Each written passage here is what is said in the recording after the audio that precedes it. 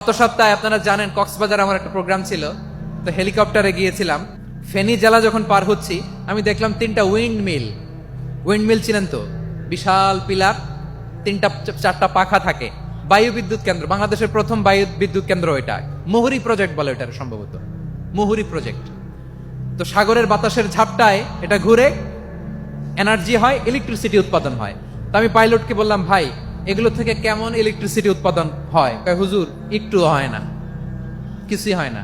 কিছুই হয় না মানে? বলে হুজুর বাংলাদেশে যত উইন্ড মিল আছে এটার পাখা একটাও ঘুরে না।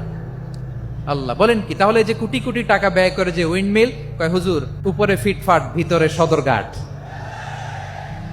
তার মানে কোটি কোটি টাকা দিয়ে এই উইন্ড মিল বানায়, এখানে কিছু নাই।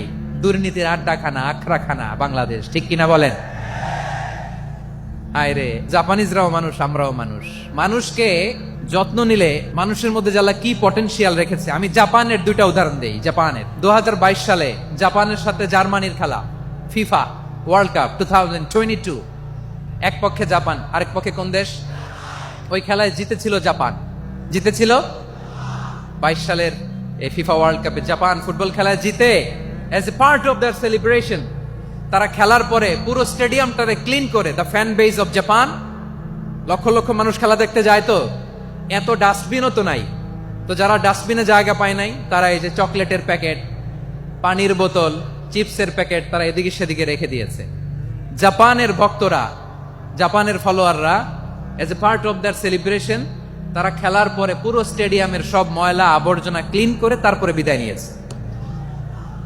তাদেরকে কি ক্লিন করার দায়িত্ব দেওয়া হয়েছিল? এই যশোর, জাপানের যে ছেলেরা খেলা দেখতে গেছিল ওদেরকে ক্লিন করার দায়িত্ব দিছিল? তারা কি স্টেডিয়ামের পরিচ্ছন্নতা কর্মী? তাদের আকল, তাদের সিক্স সেন্স